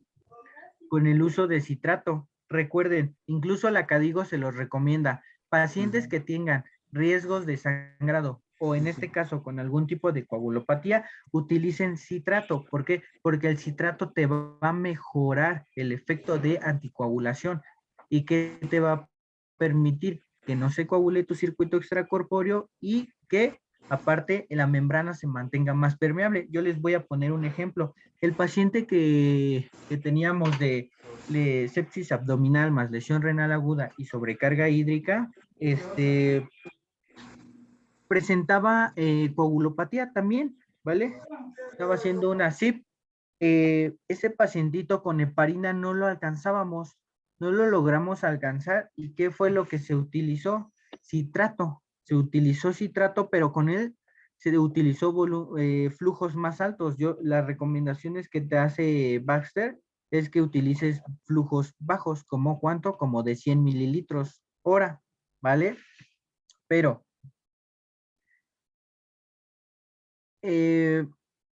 ya cuando tú haces la conversión, utilizas esos 100 mililitros que van a estar bombeando por minuto, y entonces ahora tú haces la conversión y te dice, utiliza una concentración al 3, ¿no? Y normalmente tú dices, ok, para no estar haciendo muchas conversiones, agarro una bolsa de prismocitrato que contiene 18 milimoles litro de citrato, y entonces utilizo una dosis de 3 con un flujo de 100, entonces en una hora estarían pasando 1000 mililitros, pero con aquellos pacientes que presentan coagulopatías y tú dices, no los voy a alcanzar, se me va a coagular mi circuito, aumenta los flujos. ¿A cuánto? Puedes aumentar los flujos a 150 y entonces al aumentar el flujo también va a aumentar la dosis de mililitros que estén pasando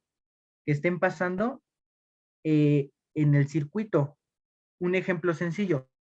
Si ustedes utilizan un flujo de sangre de 100 mililitros, utilizan una dosis de citrato de 3, que normalmente es la que más se recomienda, van a estar pasando 1000 mililitros de citrato en el circuito.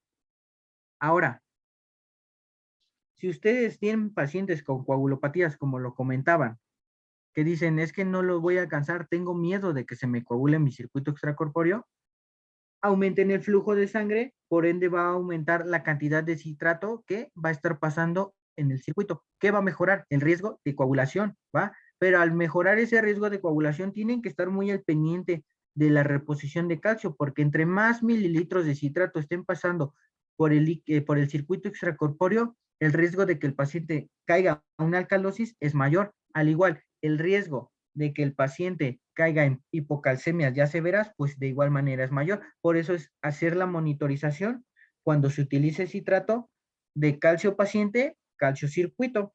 Pero la recomendación aquí es uso de citrato en pacientes con coagulopatías. Ok, excelente, gracias.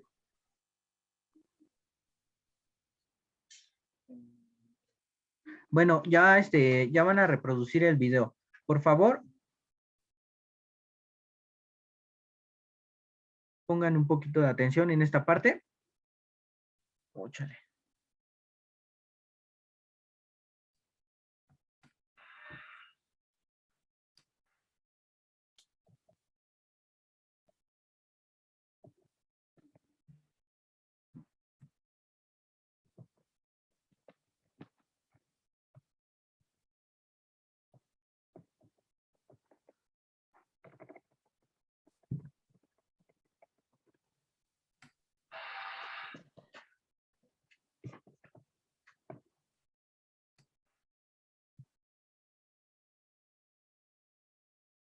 Aquí se movió el video, estaba de forma vertical, pero se movió. A ver si ahorita pueden hacer el cambio para que lo logren ver más cerca y mejor.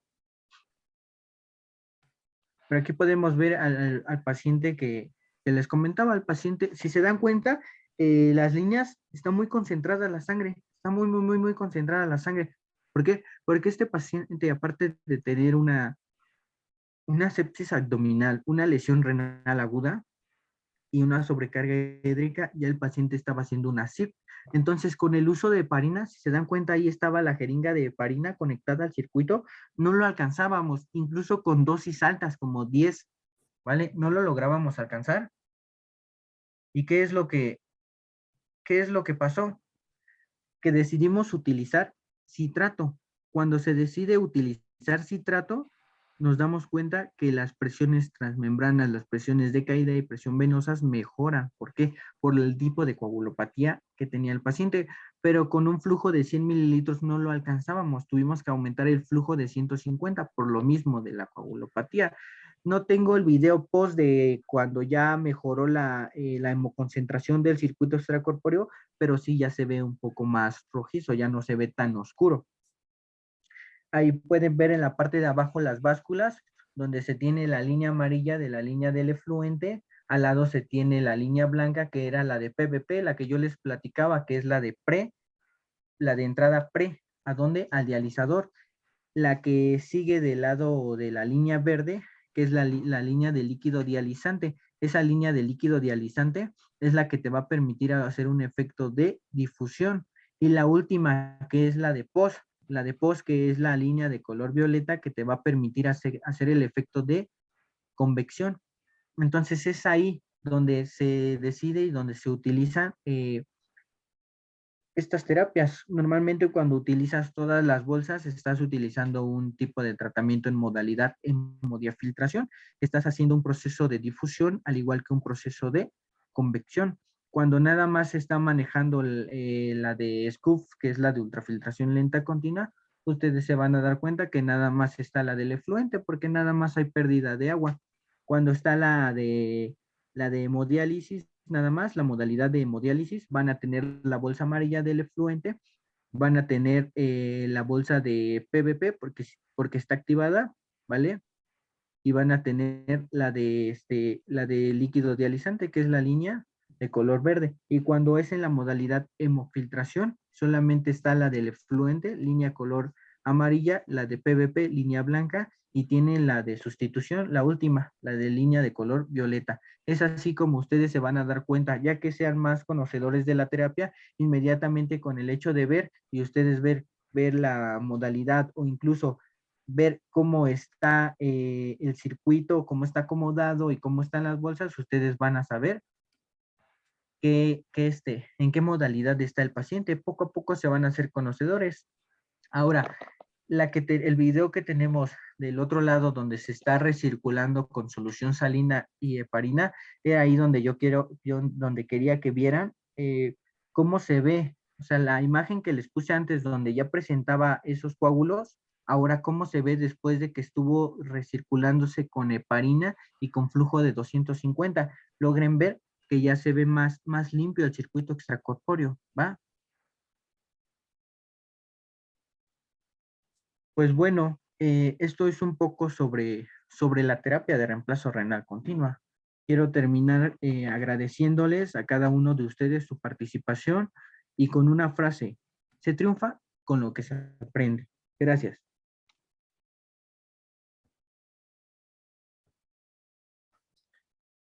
Vamos a agradecer al licenciado en enfermería, el maestro Jaime Ortiz, por la sesión que nos acaba de brindar sobre este tipo de terapias que yo considero son muy importantes, que todo el personal de enfermería, el lego y el personal no lego, contemos con esta capacitación, ya que si bien es cierto, quienes nos encontramos en la unidad de cuidados intensivos adultos, en ocasiones tenemos pacientes que inclusive inician con este tipo de terapias y muchas veces el personal de enfermería no lego, pues solamente iniciamos a conectar el dispositivo, pero no iniciamos un tratamiento como lo menciona el licenciado Jaime en cuestión de darle seguimiento y continuidad a estos pacientes. Yo recordaba en alguna vez, maestro Jaime, que decía una doctora que la mayoría de las terapias ahí en la UCIA solamente duraban 6 horas, pero nos dábamos cuenta que cuando se iniciaba un buen tratamiento, bajo un fundamento de revisión de estudios de laboratorio, de monitoreo del prisma, era posible dar continuidad hasta 72 horas, ¿no? Como tú ya lo habías comentado. Y por otro lado, la importancia de que sepamos manejar este tipo de dispositivos. Ya lo decía por aquí una compañera, las terapias son muy caras a nivel particular. ¿Esto qué costos tienen a nivel particular y cuál es la importancia que debe tener el personal de enfermería en su unidad hospitalaria cuando cuenta con este tipo de tecnologías, maestro? Los costos son elevados. Normalmente los costos, si ustedes utilizan un dializador, un set con un dializador de bajo costo como de 5,000 pesos, ya estamos hablando bajo costo, agregándole lo de las bolsas y agregándole la heparina o el citrato que se está utilizando, es aproximadamente de entre 30 hasta 50,000 pesos ese tratamiento. Pero si ustedes utilizan accesorios de alto costo, como dializadores Opsiris, como citrato, como algunos accesorios que te permiten dar un proceso absorcivo, ¿vale? La terapia va a ser más costosa, aumenta el costo, todo va a depender de qué tipo de insumo estés utilizando. Aparte, si es en unidades privadas, aparte a eso se le tiene que agregar el recurso o la remuneración que se le está dando al personal que está dando esa terapia, porque normalmente en unidades privadas, los que dan estas terapias, como son la empresa Cien Salud, son externos al hospital. Entonces, aparte agregándole lo del insumo de la terapia, le agregas lo de la remuneración de cada personal. ¿Qué tan importante es esta terapia? Esta terapia es muy importante. Está evolucionando muy rápido y se está dando a conocer últimamente mucho en cursos, diplomados. ¿Por qué? Porque esta terapia te va a permitir solucionar muchas complicaciones, desde que el paciente esté con lesión renal aguda, con inestabilidad hemodinámica, desde que el paciente esté con sobrecarga hídrica, tenga falla multiorgánica, esté pasando por una sepsis, ¿vale? Entonces, esta terapia se adapta como a pediátricos mayores a 8 kilogramos de peso, como a adultos, ¿vale? Es muy importante esta terapia, ¿por qué? Porque disminuyes muchas cosas. Uno, gastos hospitalarios, disminución de la estancia en UCIA, disminución de la ventilación mecánica, ¿va? Corrección de sobrecarga hídrica, de lesión renal aguda, ¿vale? Eliminación de ciertas citocinas. O sea, esta terapia es muy importante. ¿Y a qué no te va a llevar, hablando específicamente en lesión renal aguda? A que los pacientes progresen a enfermedad renal crónica. Porque, ¿qué les gusta? Vamos a poner un ejemplo muy sencillo.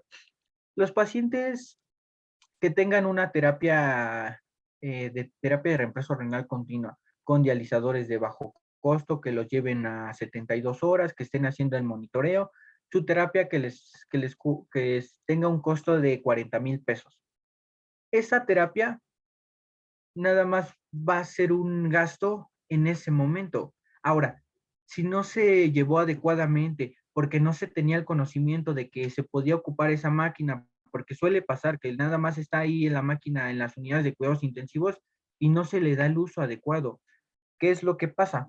Que entonces el paciente progresa a enfermedad renal crónica y ahora el gasto pues es mayor, porque cada tercer día tiene que someterse a un tratamiento de hemodiálisis que aproximadamente el costo es de 1,600 a 1,800 cada tercer día. Ahora, si lo multiplican por 3 y luego lo multiplican por todos los días que va al año, pues el gasto hospitalario ya es mayor. Por eso es la importancia tanto económica como de corrección patológica. Muy importante esta terapia. A mí me gusta mucho esta terapia porque te permite conocer y aprender a llevar a tu paciente, no solo con el hecho de decir, voy a conectar a mi paciente a la terapia y listo. No. También te permite conocer cómo se interpretan las ondas, cómo se manejan las infusiones, las conversiones, el uso de vasopresores, dosis de mantenimiento, dosis máximas, qué vasopresores utilizar de primera instancia, de segunda instancia, parámetros ventilatorios, cómo se ajustan, aparte, cómo está el monitoreo hemodinámicamente del paciente, cómo está tu paciente y agregándole esto, pues lo de la máquina, cómo está la máquina, cómo empiezas a manejar los flujos de sustitución, dializantes, PVP, cómo estás manejando las anticoagulaciones, qué tanto le estás ultrafiltrando. O sea, esa terapia te permite ser conocedor de todo lo que involucra una UCIA. Así es, maestro. Por aquí leo algunos comentarios. Nos visitan de varios estados de la República, inclusive del país de Ecuador. Por ahí lo están siguiendo ahorita en vivo. Y sí, efectivamente, como usted lo comenta, esto nos debe generar la oportunidad de aprender un poco más del área de nefrología, ¿no? Un área en donde hoy en día tenemos, pues, mayoritariamente pacientes con lesión renal aguda, ¿no? Y que inclusive el no llevar adecuadamente este tipo de terapias, como lo acabas de comentar, pues lleva a otro tipo de complicaciones por el desconocimiento del uso de estas terapias, ¿no? Por eso es que también invitamos a los profesionales de la salud a la capacitación y les informamos que más adelante vamos a aperturar un diplomado sobre este tipo de terapias y que si bien el licenciado en enfermería Jaime va a coordinar dicho diplomado para que ustedes tengan mayores elementos en algún momento dado, cuando ustedes estén en una terapia intensiva y se encuentren con este tipo de terapias, van a poder contribuir no solo con el personal médico, sino con el paciente a mejorar su estado de salud. Por aquí leo algunos agradecimientos, dicen excelente ponencia, dice que si les podría recomendar algún manual o algún libro para poder conocer más sobre el uso de esta terapia. Por acá igual, lo felicitan por una excelente ponencia. Por acá también seguimos leyendo muchas felicitaciones.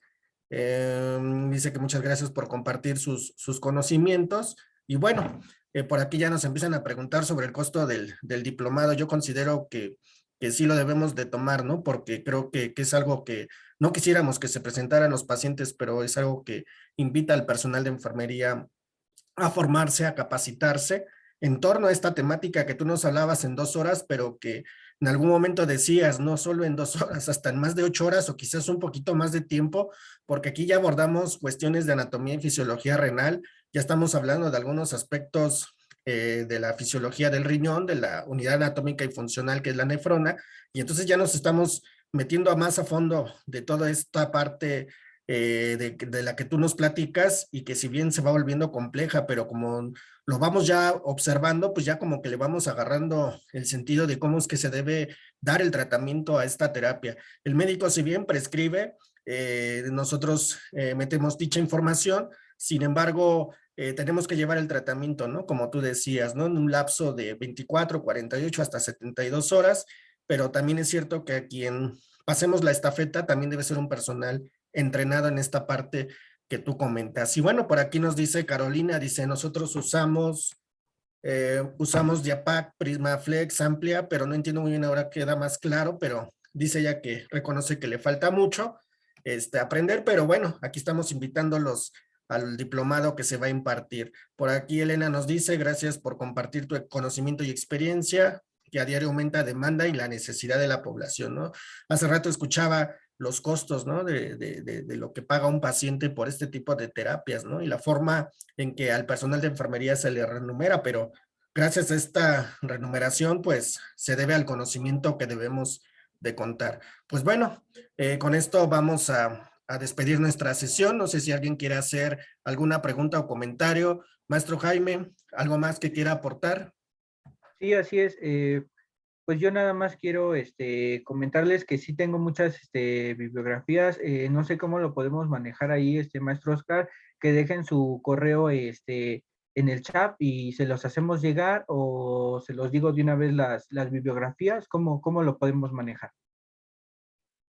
Hay un grupo que se conformó, maestro, creo que en el WhatsApp con el maestro José Carlos, que es el presidente de la asociación. Creo que por ahí les podríamos hacer llegar dicha información. Si gusta, me la puede enviar, yo la reenvío y a su vez que se los hagan llegar a los participantes de esta sesión.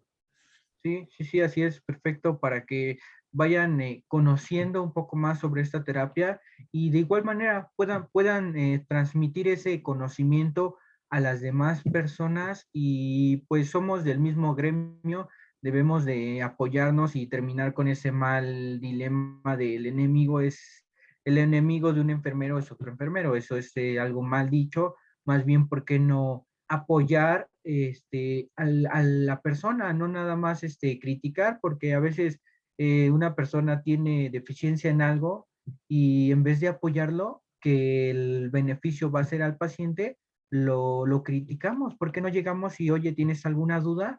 Y le apoyamos de esa manera, le enseñamos y aparte, como bien dice, quien enseña aprende doble. Ok, maestro, muchas gracias por sus conocimientos y experiencias en torno a esta terapia, que si bien pues no teníamos con claridad todo esto que nos acabas de comentar en un lapso de 2 horas, pero que nos invitas a seguir estudiando, a seguir conociendo un poquito más sobre este tipo de tecnologías, ¿no? Pero las bases pues están en la anatomía y fisiología del sistema renal, ¿no? Creo que de ahí se basa todo, pero también es cierto que ir conociendo las tecnologías nos invita a dar un tratamiento correcto pues a nuestros pacientes. Y bueno, por acá voy a seguir leyendo algunos agradecimientos. Bueno, solicitan el link para pasarles la información. Pues bueno, todos aquí te felicitan por tu excelente clase. Y bueno, no sé si alguien quiere hacer algún comentario, sino para culminar la clase del día de hoy en relación a estas terapias. Y bueno, le agradecemos al licenciado de Enfermería Jaime Ortiz por su participación en esta Asociación de Capacitación Continua de la región del Papaloapan AC y los estamos invitando próximamente al Congreso Nacional e Internacional que se llevará allá en la ciudad de Tuxtepec, estado de Oaxaca, próximamente en el mes de mayo, y en el cual pues vamos a estar hablando algunas situaciones de importancia que tienen que ver con el primer nivel de atención. Ya en su momento les estaremos haciendo llegar pues los flyers o para que ustedes se puedan inscribir y nos puedan acompañar en el mes de mayo en este Congreso Nacional e Internacional. Y bueno, ya próximamente les estaremos también haciendo llegar información del diplomado, ya estaremos platicando con el maestro Jaime Ortiz sobre cómo vamos a realizar dicha programación, cuáles serían las fechas y la modalidad en la cual se estaría llevando a cabo dicho diplomado, y considero yo que debe ser de mucha importancia para todos nosotros quienes nos ubicamos en estas áreas de gran complejidad y que cuando nos encontramos con esta tipo de tecnología, pues debemos de estar a la vanguardia. Maestro Jaime Ortiz, le agradecemos su participación, sea bienvenido a esta asociación. También agradecemos a todos los participantes que estuvieron con nosotros en estas 2 horas. Ya se les había comentado cómo iba a ser la modalidad en cuestión de obtener la constancia. Les agradecemos a quien solo estuvo aquí acompañándonos, a quienes deseen su constancia. Si son estudiantes o pasantes, tiene un costo de 50 pesos. Quienes son ya profesionales de la enfermería y que están ya en el ámbito laboral, tiene un costo de 100 pesos. Y esto a través del número de cuenta que les hizo ya saber el maestro José Carlos Espinosa, en cuestión de que quiera la constancia, pueda obtenerla a través de ese medio. Y bueno, maestro, le agradecemos su participación, que todos tengan una bonita tarde, seguimos a sus órdenes y bueno, estén pendientes de nuestros próximos cursos y sesiones mensuales, así como el próximo congreso que se estará llevando a cabo en la ciudad de Tuxtepec, estado de Oaxaca. Maestro Jaime, buenas tardes, compañeros, hasta pronto. Excelente tarde, gracias.